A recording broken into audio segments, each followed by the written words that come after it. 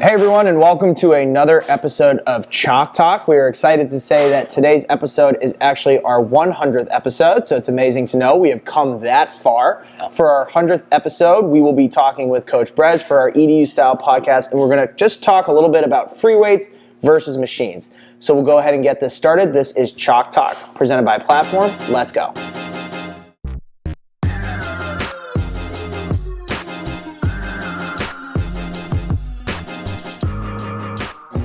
All right, as I said, our 100th episode. Happy 100th episode, Coach Brez. Thank you. That's pretty wild. I didn't know that, actually. Yep, so there have been a lot of episodes, many with the two of us, many with a lot of different teachers and coaches, so we're excited to be continuing the conversation and celebrate our 100th episode. So we are going to talk about something that is a pretty old school debate and something that's probably a little bit more pervasive in physical education, and that is free weights versus machines.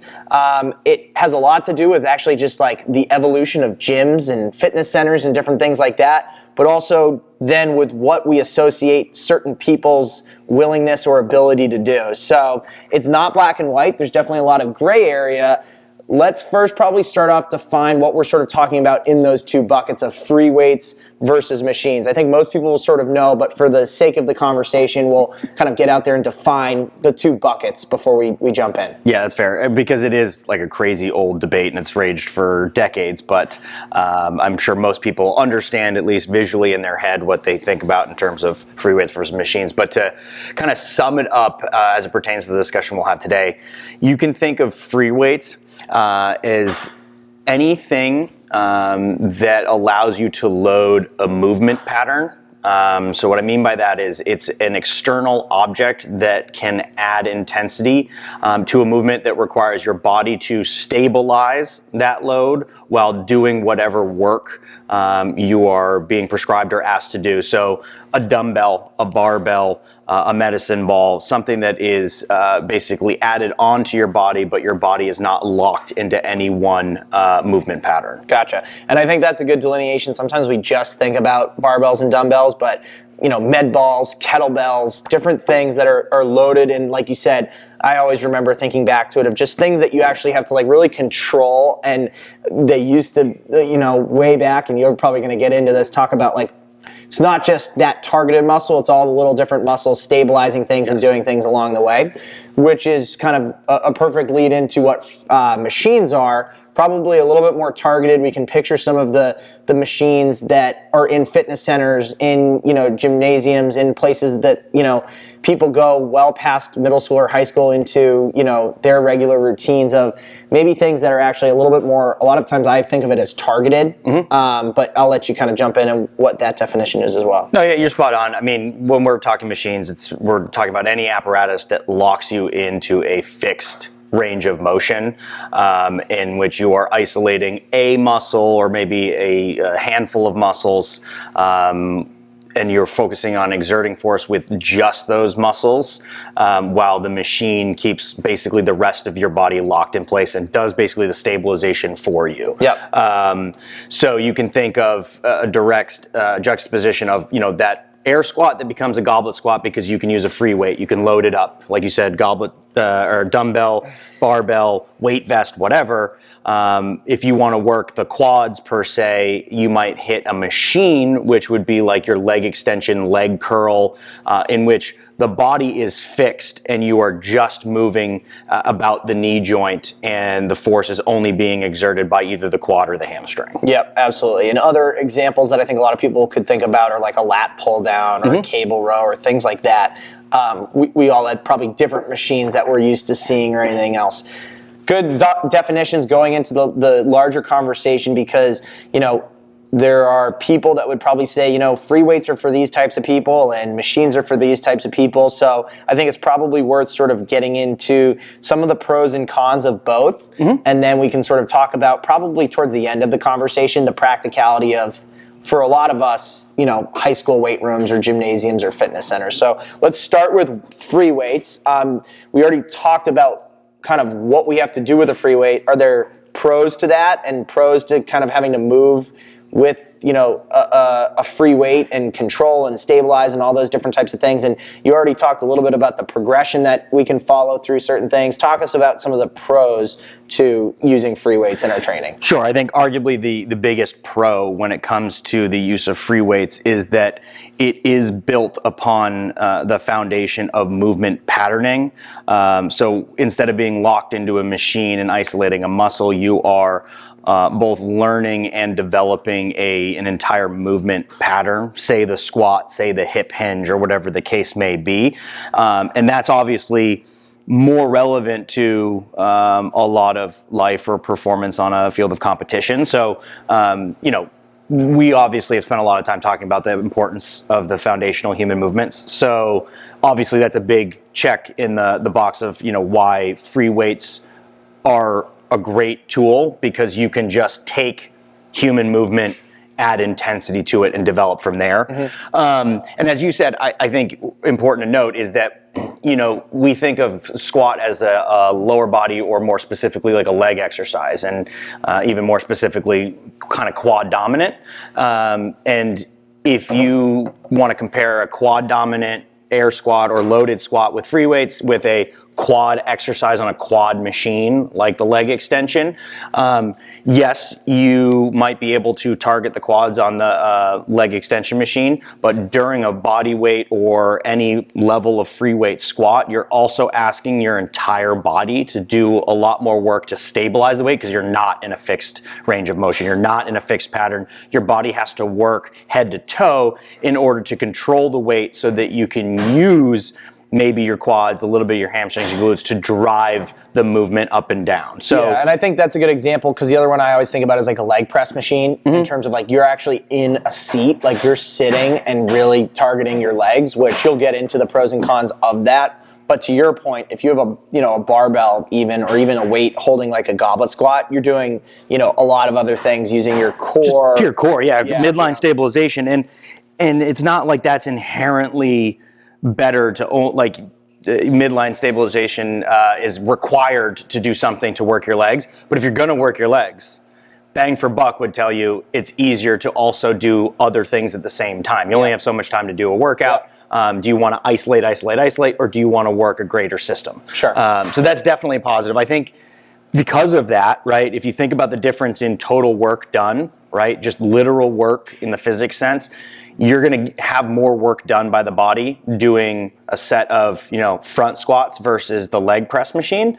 And why that's important, or could be important, is if you care at all about caloric expenditure, weight gain, weight loss, you're going to get more work done with free weights in the same amount of time. So you'll expend more calories, but also generate greater gains in strength and muscle growth, et cetera, because you've done more work in the same amount of time. Yeah, for sure. I think that being said, right, those were all really important things. If we're talking about the pros of free weights as it pertains to, our general audience, which is usually high school, middle school, teachers, coaches, people that are involved in group physical fitness, the benefits of free weights, in my opinion, are almost wholly sat in the fact that they are way more versatile, they are way more cost effective, and they are way more or way less, call it a footprint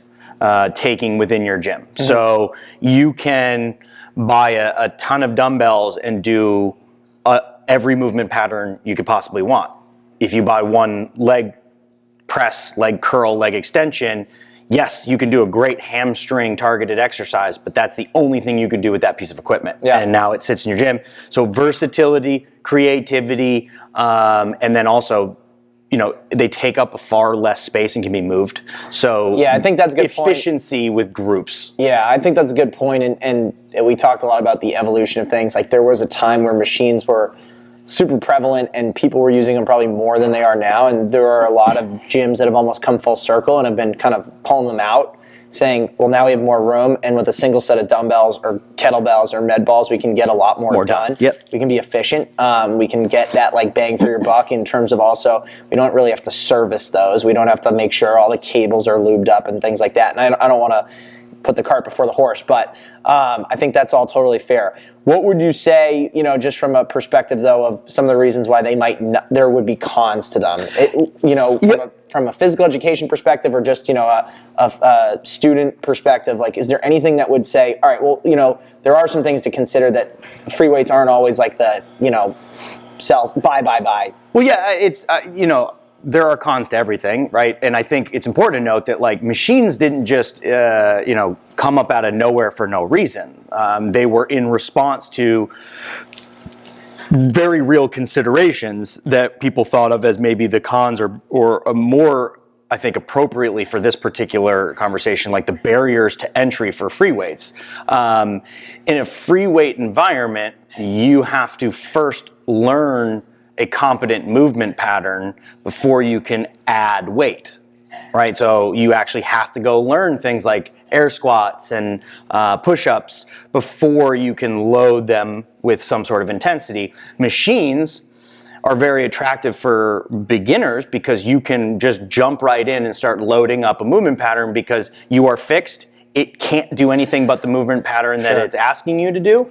And so it's a little bit more palatable to a first timer in the gym, especially if you are on your own. So like understand, this came the rise from commercial gyms, and most people walk into a commercial gym, they don't have a coach that's running them through start to finish. So it became very easy to say, well, like machines are easier for new beginners. Right, there's a lower kind of threshold for entry, especially for someone that's like, I do want to incorporate weights and things like that. The machine allowed for people to kind of dive into that a little bit sooner. Exactly. And then I think, related to that, and I'm going to come back to that point in a second, related to that is if you are alone and you are walking into a commercial gym for the first time, it's very easy to get a quick, effective workout. You just walk one machine to the next. You're not pulling equipment, putting equipment. You're just moving a pin and moving from station to station. Sure. That being said, I think that is worth noting that while those are technically the con side of free weights, we're not talking about the beginner that's walking into a commercial gym on their own and just trying to figure things out. We're talking about big groups of people that are not just looking to work out, but trying to learn movement, fitness, and wellness. Yeah. And it's not necessarily a bad thing that you have to learn unloaded movement before you jump into intensity. Yeah, and I think that some people would probably say, well, and we talked about this in previous episodes, but there's a potential to get hurt, or there's a potential to do things incorrectly, or what if you don't have a spotter, or all those different things in terms of the cons of free weights. Yep. But that's also in the understanding that people are maybe working out on their own, or they haven't been taught or anything else like that. And a lot of these settings, if we have kind of a blank slate and an opportunity, a lot of those cons we can almost mitigate by saying, well, we're going to start with foundational movements, and then we're going to load very lightly, and we're going to kind of help on-ramp people into not only doing it safely, but feeling comfortable with those free weight apparatuses that, we're not talking about the 25-year-old that's decided they want to start training for the first time. Right. We're talking about a lot of middle school, maybe high school kids that we're trying to say, what's the most effective way to set them up for kind of a lifelong introduction? Well, and I think what's unfortunate is that, as you stated, that low barrier to entry in terms of just being able to jump in and do something has been conflated with the idea that it's safer. But if you haven't seen the Instagram or social media fails of people on leg press machines and Smith machines squatting and benching, look, the potential for injury in the most literal sense, like just hurting yourself in some way, exists the moment you walk out the door every day. But it's not inherently worse if you learn free weights versus machines. Yeah. I mean, you could go do too much on anything physically and potentially risk the injury. So I do want to mention that, like, yeah, you can just jump in as a newbie and perform a movement with weight because you don't have to learn anything. Yep. But it isn't necessarily safer. Sure. If that makes sense. Yeah, for sure. I think all of those things are pretty fair. I think we've done a good job on the free weight side, and we've really kind of blended them. It's hard not to kind of separate them completely. So without being totally repetitive, let's actually transition to machines and maybe make the case for them. We've already given a few examples as to why certain people might use them, or they might say that's a pro to it. One of the big ones is always that intimidation factor, like we've talked about. It's easy to sort of look at a machine and know, like, I know what I can do here. It's like I can't screw it up. And a lot of times they have a picture, like this is what you're doing, this is the muscle you're targeting, you know, and all of those different types of things. What are some of the other pros that you see or the arguments you've heard over the years be made for this is why we would be pro machine, either at the high school level, middle school level, or just in general?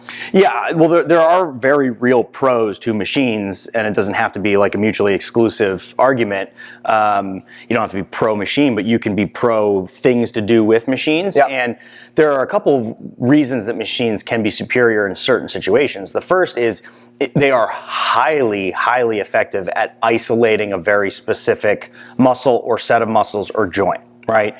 And without requiring the rest of the body to do something. And so that lends itself very, very well to the idea of rehabilitation from injury. Yeah. So if you are coming back from an ACL injury and you're trying to strengthen the quads and hamstrings of, you know, either leg, let's say you're working out with the leg that isn't been operated on, but you can't really do anything because the right leg's in a full brace, like, or maybe it's just not able to be load bearing yet. Yeah. You might be able to do things with machines that allow you to work the other side of your body or other parts of your body without requiring that stabilization, that full body work. Yeah, I think the injury perspective is a good one in that, like, hey, I can't really move around, or I just need to be able to be like seated, or I don't have the ability to, like you said it earlier, load and unload weights because I'm on crutches or whatever it may be. Machines have a good purpose if, you know, you just have to switch the plug and the weight or anything like that. There's that value to it. Plus the ability to target specifically in the sense of if you want to work the actual injured leg to come back from an injury,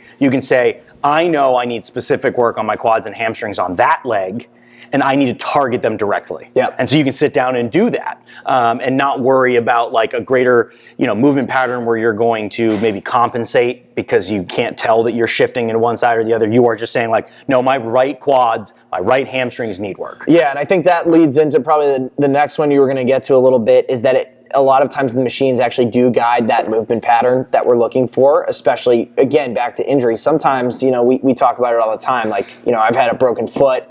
I kind of make up for a few things on the other leg because this foot was always a little bit weaker. Yeah. And that's in the free weight perspective. Now, if I had a machine that basically telling me like, nope, both legs have to go this way, both legs have to come back down, it would maybe correct some of those things. Or Well, it's just you really can't fail the movement. So what that's useful for, and this is why like it's a big part of bodybuilding, you know, training at or near failure, whether or not that's appropriate scientifically, we're not sure, but the theory is that if you train at or near failure most frequently, you gain the most muscle mass or whatever. Yeah. So if you can work in a machine and guarantee that you're going to get the right rep every time until you fail, yeah, that's very useful. Whereas like that's not necessarily going to be what happens on a lot of, you know, a loaded environment weightlifting movement. Gotcha. You're probably your technique might fail first. Yep, for sure. So yeah, I mean the pros are very much, I think, heavily in the rehab world, heavily in the isolation and specific targeted training world, and there definitely have uses for sure. Yeah, absolutely. And then we'll get into the cons a little bit. We've already probably kind of touched on a few of them in terms of just things to consider. One of them is that you mentioned a lot of times you can move through a workout as one person through machines very quickly, but I think probably not the case for, you know, a big group of PE students if they all have to use the assisted pull-up machine, right? Or, you know, I use that one because that one was one that I got into with a school that I was working with and was trying to figure out, should we get a bunch of bands so that kids can do assisted pull-ups that way, or is it worth buying a assisted pull-up machine? And the case was made for both, and I think the intimidation factor and things like that, and it was like, all right, we had like a really good discussion about it, but it was just one of those things where it was like, well, if 10 kids have to go use that machine, how's it going to happen? How's it going to flow? So, well, not only how's it going to flow, but like how do you actually make that a part of what you do in class on any given day, let alone regularly, if the difference is one, and I do mean massive machine that cannot be moved, or 10 small rubber bands that can be attached to anything for other reasons and that reason and can be used all at the same time. So how do you make that a part of the, you know, kind of the daily use, the daily curriculum? Machines are very inefficient for groups. Yeah. Just it is. I'm not saying that machines are bad, but they don't work in a group environment. The only way to do it is to snake your way through and have everybody start at one machine and just rotate through it. Sure. And that's really the only way you can do it. Yeah. So when it comes to, group training of any kind, machines as like that's all we use side of the argument become very, very difficult. And I mean, for people that, deal within budgets and work with limited resources, machines cost many thousands of dollars where you can get sets of dumbbells, bands, med balls for $1,000 or $2,000 that covers everybody in your class for every exercise rather than one exercise for $5,000. Yeah, absolutely. And I think those are all good points, and you touched on a number of them in just terms of, footprint, efficiency, ability to move through groups.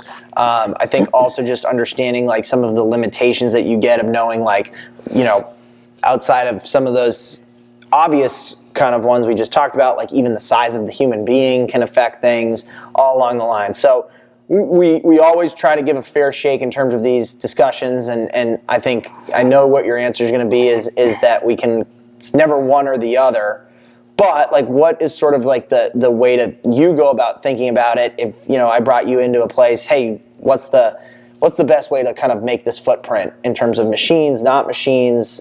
How do you look at it as a former PE teacher and a coach still? So I think there's two ways you have to look at it. First is the lens of what you just put forth, which is if I have the ability to set the stage of what our space, gym, location looks like, then yeah, I would always push when it comes to group training with large open spaces, minimal equipment, minimal bulk, flexibility, creativity. We talked free weights, dumbbells, barbells, weights, balls, bands, etc. Because you can do a lot with far less. You have far more open room to do a lot more, creative movement, and it's far easier for groups because you can get everybody the same thing at the same time, do it all together. That being said, the other side of the coin is most people don't have complete control over their situation. What I mean by that is not I don't get a say, is I have a gym, it has what it has in it. Right. And if that's the case, totally understand that. The gym I still work at is ringed by the Nautilus, universal machines, and we use some of them because they can be useful, and if they're there, why not? And I think maybe point in case, one small caveat I want to make is not all machines are created equal. When we think machines, all right, we think of like the actual apparatus, but as we mentioned in the definition, if it's something that allows you to load a movement pattern that you've already taught, cable machines are fantastic because they are just a loaded movement pattern that looks different than your standard dumbbell, or so like a cable row is a dumbbell row in its most literal sense. It's an inverted row in its most literal sense. It's just built a different way, and they can be very creative and flexible as well. So like we use those all the time just because we have them. Would I buy them again if I were in charge? No, because it just takes a lot of money and space. Yeah. But you can make use of them. So I think, with whichever of those two kind of positions you find yourself in, like, take a look. What can you do with what you have, or what do you want to do with the opportunity that has presented itself to you, and navigate from there. And then when it comes down to it, I think anything group-wise is going to be benefited from a large majority of open space and free weight equipment, and some machines as it suits your audience, space, etc. I mean, if you're rehabbing clients a lot, or you got a lot of the athletic trainer has to work in your gym as well and do the rehab there, like you might have to have some machines in as well. So. Yeah, and I think it's fair, like, again, back to my conversation I had with these, folks, teachers, administrators, it was like, we really want to make sure that we respect the different types of groups and people. Like, it was like, well, why do we need treadmills even? This is now moving a little bit away from it. And, the trainer said, well, it's a great thing that I need to use sometimes in terms of getting people when it's wintry or things like that. Return to sport, all of those different things. And then, as you said, just the efficiency aspect of free weights and also teaching movement patterns and not straying away from them for any general population. But I think often it's like a lot of times students walk into a place and sort of immediately have a mindset of what belongs to them and what belongs to a different group. And people are starting, hopefully, to really kind of move into, the free weights are for everybody, but it's also for everybody once they've worked those foundational movements. They've focused in on the basics, because that's for the football player that's going to end up with barbells and dumbbells, and for the general population student that we always talk about, who can also end up with barbells and dumbbells. Right. We just have to start at the same point. Exactly. Awesome. Anything else before we wrap up? No, I think that's pretty good. A good 100th episode. Obviously, a lot of different things that we were talking about here. Please feel free to reach out for questions. We always have different people actually looking at maybe making some changes to their weight room, and we're always happy to help in those specific cases. Coach Brez, you've answered that question about 1 million times via email. Yes. So hopefully this podcast helps start that, and you have some ideas sparked from it. If you do get that opportunity, especially if you're heading back into the weight room at some point soon, as we look to kind of, fingers crossed, head back into a normal life. So thanks again for listening. And remember, at Platform, it's always in pursuit of better.